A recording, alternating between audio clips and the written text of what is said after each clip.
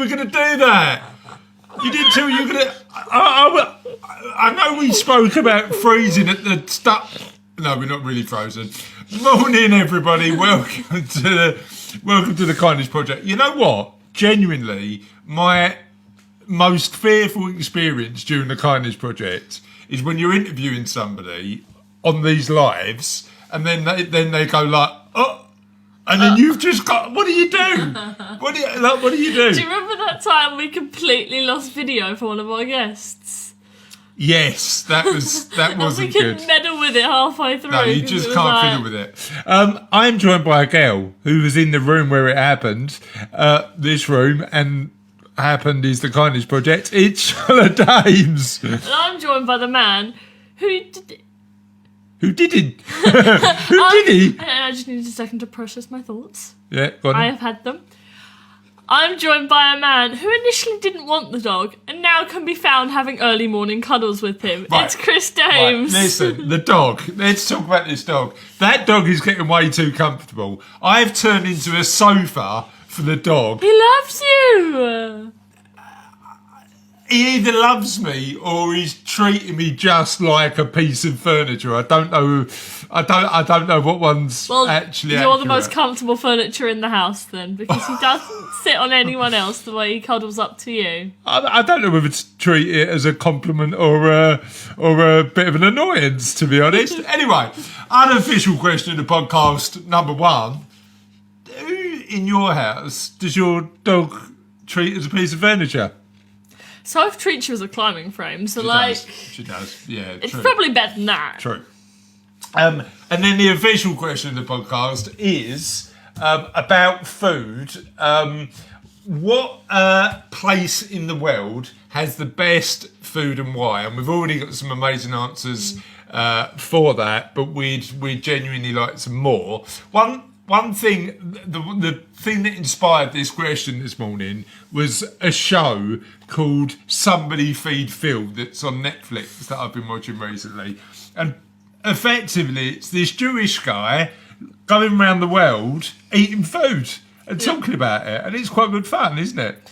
We have people coming in and you're just ignoring the phone. Don't worry about that. But what do you think? What place in the world would you say is the best food in the world? So you can't really say anywhere has got the best food because everywhere's got its own kind of food and its own take on food. So everywhere's got its own. No, I know that. Individual. But for you personally, where's the best place? Nothing better than a bit of home cooking, is there? A bit of home cooking. I like that answer. Yeah, it's a good answer. So you can get in touch with us in a variety of different ways. Yes. If you're watching this live, feel free to if you're going to comment. Say it with more energy. Yeah, show notes halfway through the show. If I don't know how much more energy I'd give it. If you'd like, it's over the top now. It's over the top now. It's over the top now. If I'm taking show notes from you who goes, okay, if you want to get in touch, please do. No, if you'd like to get in touch, you can get in touch with us on the live. Please do, with the answer to the question, what place in the world is the best food and why? In a variety of different ways. If you want to get in touch with us on Twitter, we're at Holla, Hola Kindness. The email address is holler@thekindnessproject.co.uk, taken over because I'm clearly not doing a good enough job. And we're on the website www.thekindnessproject.co.uk, where you can find 100-odd back episodes, merch. It's over 100 now. Bios. What else can you find? Loads of different stuff on the website. Everything but the kitchen sink. Everything but the kitchen sink. But we are thinking about putting a kitchen sink on there. So if you wanted a Kindness Project kitchen sink branded up, like as a reminder, you can get that as well. So all good. All good. So should we crack on with the show? Yes, I thought we'd talk about our little trip down to Leigh-on-Sea. Go on then. Okay, I was hoping this would be more of a conversation than me just talking about our little... So, we drove in the car. It's a good car. There is a variety of names for it. We took the dog with us. We went down to Leigh-on-Sea. Almost everything was shut. You're really selling this. yeah. I sat on a bench away from the sand because I don't like it when it gets in my shoes. But Soph went and belly flopped and face flopped in the water. Yeah. Luckily, we had a spare change of clothes for her. You know what the good thing about 8-year-olds is, like, the enthusiasm they tackle life. Like, she went in, she went, I'm not going in deep. I'm not going to go in the water deep. And suddenly she dived under, she belly flopped the sea, and she really, really loved it, didn't she? Mm-hmm. So yeah. And you and Mum went down and had a little paddle. Had a little paddle, and I stayed up with the dog because they're not allowed on the beach. Yeah. I was hoping this would be more of a conversation and not just you going, yeah. What did you enjoy about it? I had this written down because I was hoping you had something nice to say. You know what? Genuinely, after now lockdown's easing a bit, it was really nice to just get out, and it was quiet, which is what you want because you want to maintain a degree of isolation. Yeah, we went early. But just having a little paddle, just having a walk. Getting an ice cream on the way back, that was nice. And it was all socially distanced all worked really well. And I think Sunday's now going to be our day where we just ease ourselves back into the real world. We're going to join society once again, part by part, bit by bit. We're coming out of the biodome and joining society once more. So this week we're going to Little Venice and we're going to walk down to Camden and we're going to do a bit of a London thing, aren't we? What was that? Can I just talk about one thing? You know what we need to do?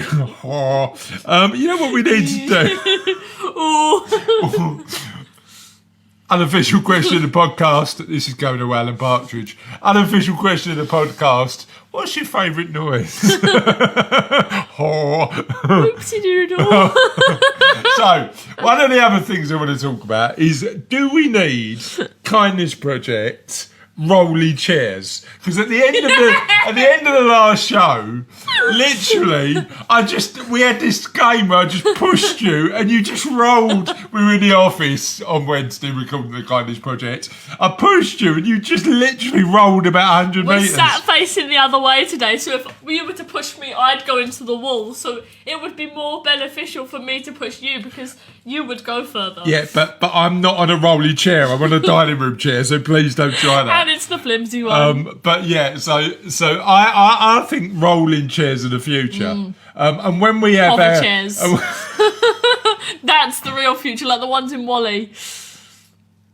Love it. Absolutely love it. Yeah, absolutely love it. I actually quite like exercise though. So one of those Wall-E lazy hover chairs where you just sit on it all day. Living it all day. I'm not loving, but yeah. So that's where we are with that. Shall we get on with Mr. Dave Forsdyke's Silver Linings? Or no? I had riddles planned. Go on and shout because I quite enjoy sitting and watching you trying to figure them out, and I already know the answer. Now we've done riddles. We've done riddles 2 podcasts in a row. Oh yeah, but it's very entertaining for me to kind of, I don't know. Well, you just want to see me effectively get these riddles wrong. Knock yourself out. Go on, give me a riddle. What has one eye but cannot see? It's an easy one. A blind pirate. I don't know what. One eye that cannot see. Sorry, right, just to clarify, is this on the kids list? Or is this, are you giving me the hard adult ones? No, I gave you the ones on the kids list. Oh, the kids list. One eye and cannot see. Can you give me a clue?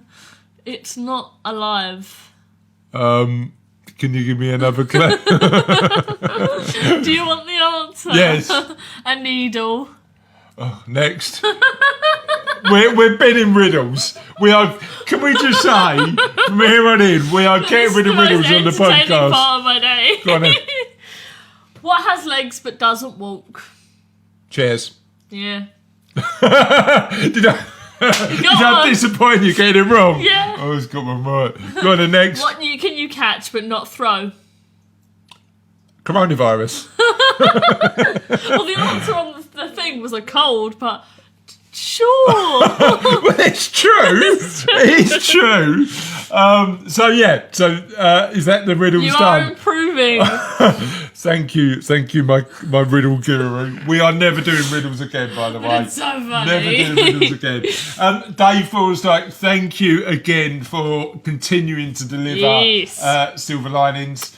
And for yesterday's Silver Linings, Dave found it really hard to write, and he almost didn't post anything because there has been a lot of negative news around the riots in America and what's been going on. A lot of contention at the minute in the world. A lot of polarisation with people having really sort of polarised opinions. But I think we need to continue focusing on the positive and helping people hear some just good stuff out there. Well, that's good then, because not only have we got the 2 sets of David Forsdyke's reasons to be grateful / silver linings, he calls them silver linings, we call them reasons to be grateful. We should probably...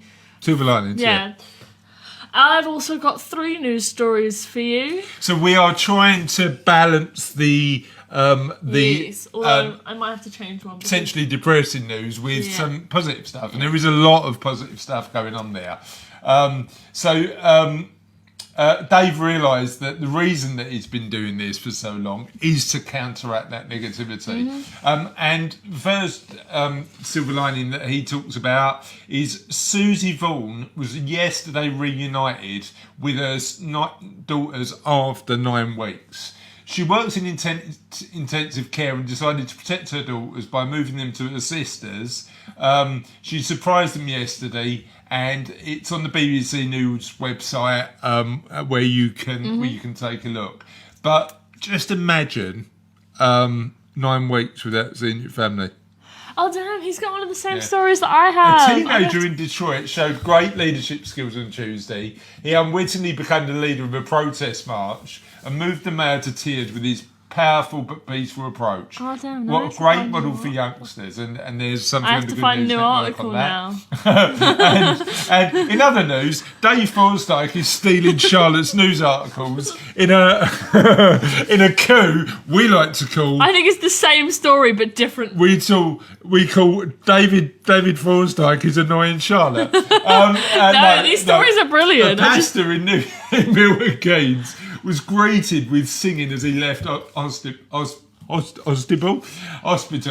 Ola Arbi Ajala was given very little hope and was too sick to be transferred to a specialist heart and lungs unit, yet was discharged and is now recovering at home, which is amazing news. Nice. So, certainly there's loads of good news out there. And even though Dave's nicked one of your stories, have you got any others? I haven't read this one yet, but there is one more Dave Forsdyke.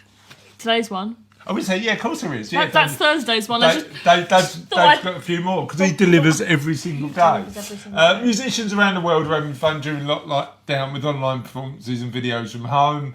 And he effectively, Dave is using his own silver linings to promote his own band. Nice. Good work, Dave. We like it. Take a look at Dave's stuff because it is really good. He's got a bunch of bands, but the one he's promoting today is his cover band, Kingdom Covers, and he's done a version of Shut Up and Dance. Nice, love that song. Check that out. The drummer from Iron Maiden's also been at it, and it was his 68th birthday today. The Iron Maiden are one of the headline acts for this year's Download Festival, which is now on their YouTube channel. So that's all good. Nice. If you're into a bit of rock, you can do that. And you are getting a bit more into quite sort of heavy music at the minute, aren't you? What are you into? I don't know. There's just this. Sorry, was that AMSR? You know when you listen to those generated playlists and you don't know any of the other songs about the artist, you just these ones are the ones you like. What's the standout song at the minute? This place. But give me an entry, please. Don't give me something too heavy that I'm gonna like. I quite like Body by Mother. Okay. Right now it's really good. Mother. Yeah. Yeah. And the also someone answered the riddle and got it right. Well done, Andrew. Well done for answering the riddle. So, let's have your good news. Yes, okay. 2 Ivy League firsts. First black valedictorian at Princeton and first black woman elected student body president at MIT. Aside from 2020 being the first time the commencement address at Princeton was delivered exclusively over the internet, Nicholas Johnson's speech Sunday made it extra newsworthy because he's the first black valedictorian in Princeton's history.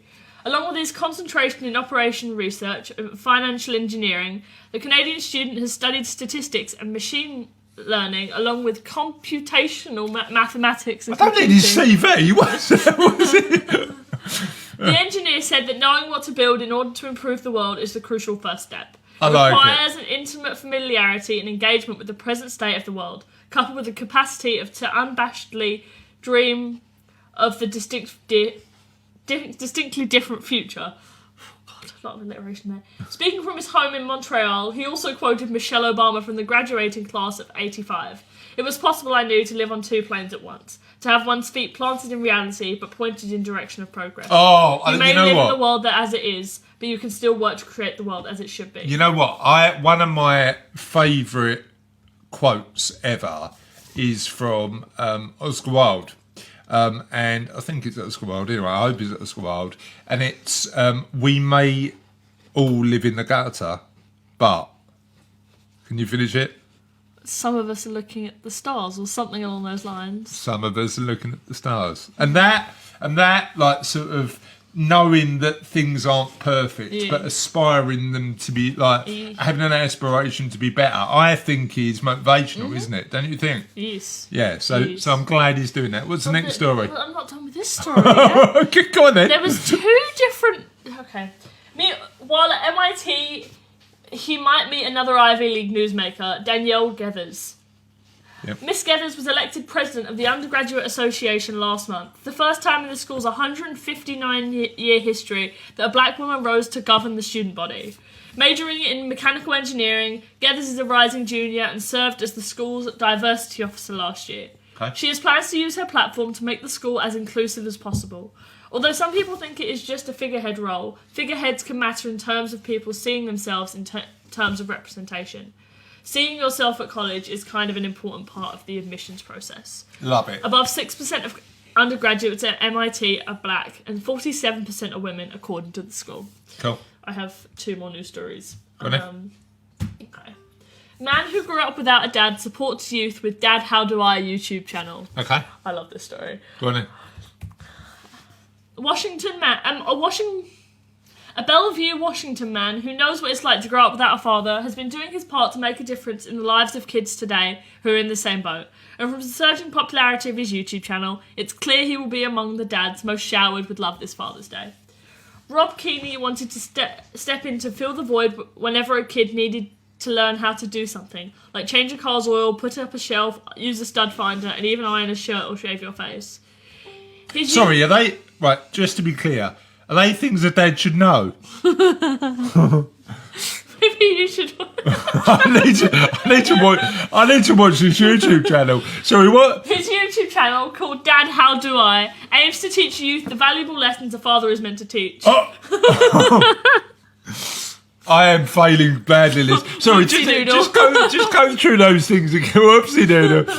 Go on, go through those things again. It's got a thing of some of his how to fix most running toilets, how to unclog a bathtub drain. Let me just. We'll go through these individually, and let me just answer yes or no on this is something I'm able to do.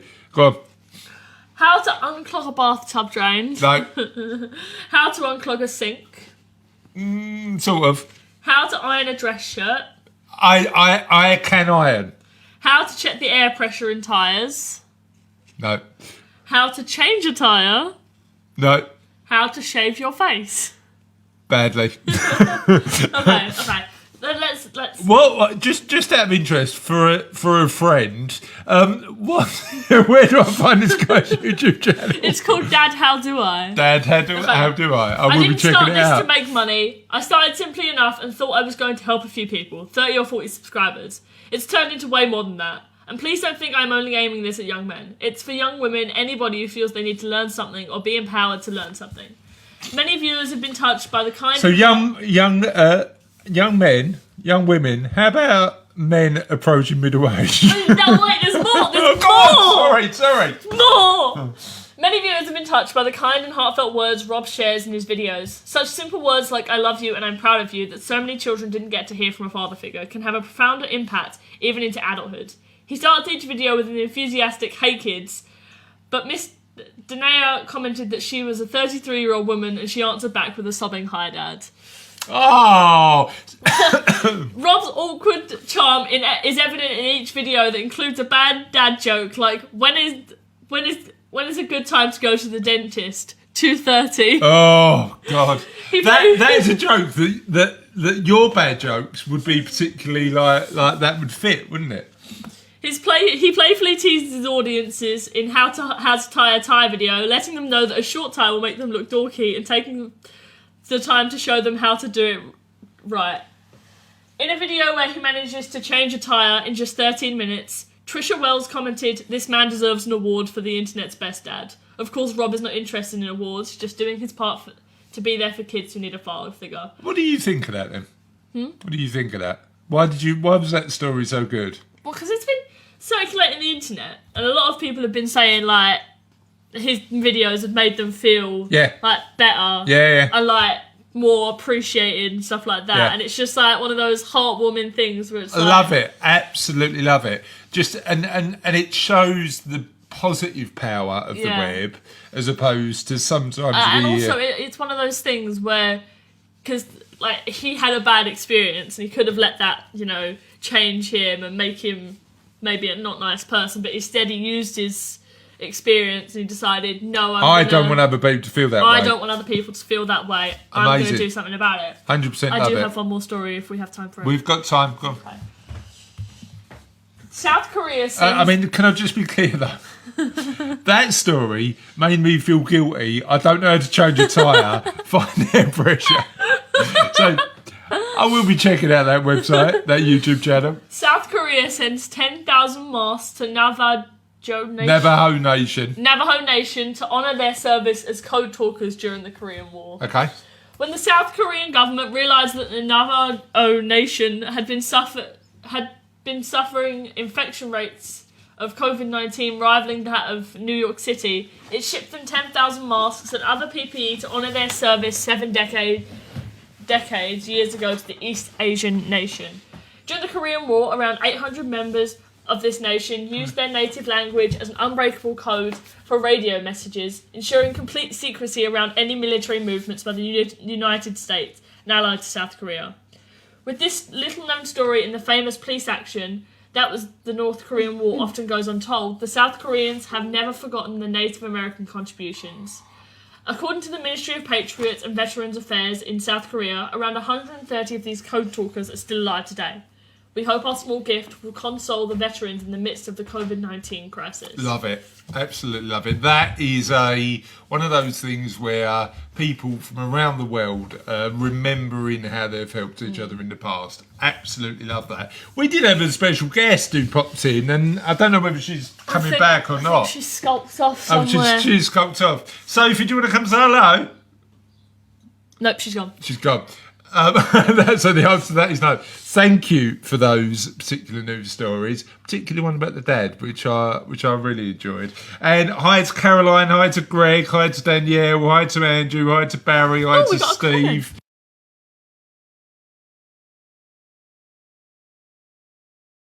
We super appreciate it. Have we got any other? I mean, we've got to do the answers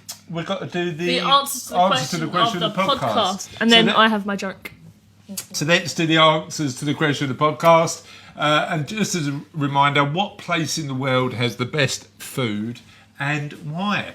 Russell Dames, friend of the show, our esteemed producer. Right, can I just ask you the question of the podcast? Now you're back, Sophie. Do you want to say hello, Sophie? Hello. Sophie. So, question of the podcast for today was, what place in the world has the best food and why? What's your answer? Italy. Italy? And what food in Italy? Spaghetti bolognese. Spaghetti bolognese. Now, but would you, right, this is the question, would you go to Italy for spaghetti bolognese, or would you go to Mum? Mum. So the best spaghetti bolognese is in the kitchen, yeah? Yes. Okay. Have you gone off to get spaghetti bolognese right now? You can't have it immediately. It's 10 o'clock in the morning. No more left anyway. So, minute. so let's see. There's been a judge on these ones. Yeah. So Russell Dames, our esteemed producer and clearly friend of the show, said the best Friend of the show, like he doesn't make this show. Bang. Actually, the guy who produces it, China, because he loves a good Chinese. Mark O'Halloran said the best place for food is right here in the UK because I can have 20 different types of cuisine 10 to 20 minutes away from my house, and that's true. London is pretty good for food. John Cook said Italy. There's no justification there, but doesn't need justification. No, Louise McNamee said South Africa. Amazing flavours and wonderful chefs. I was twice the woman when I came back. That's like me coming out of lockdown. Not twice a woman, but Rachel Meek said the best food in the world is at my mum and dad's house. Just can't beat it. Comfort food at its finest. Mark Newman said Mexico. Caroline Thompson said Italy. Who doesn't like pasta, pizza, fresh ingredients, and gelato? And a big shout out, and Cassie's got there before us, Charlotte. But a big shout out to our friend Vitulio Bondi, who runs perhaps the best gelato shop in the world. Yeah, we might be biased, but might we're probably not. We might be biased. You know what? Do you remember that time when he was over in London? And Yeah. he said, look, come along to the International Gelato Festival. And he let me and Sophie make ice cream. Oh yeah, you made it, didn't you, at the festival? That was amazing. And we got some free tickets to eat loads of really good ice cream, which was brilliant. But yeah, it's worth going to Vitulio's shop, and he's got involved in the conversation as well. And John Sharman said, America, everything comes in huge portions and is exceptionally bad for you. It's fantastic. And on that note, that is the end of another the Kindness Project. Another another the Kindness He's Project. trying to shove me out again. And we'll how do I turn this off? Oh, you don't. What? Because it's not time yet. Oh, got it. Yes. Find your joke while I turn this off. Oh no, I have my joke already. I've got it. I have this all pre-planned, so you can't push me out of the way today. Okay, what do sea monsters eat? What does sea monster? What's that button do? What does sea monsters That eat? opens the Audacity doc, but that's not what we need. What do sea monsters eat? I don't know. What do sea monsters eat? Fish and chips.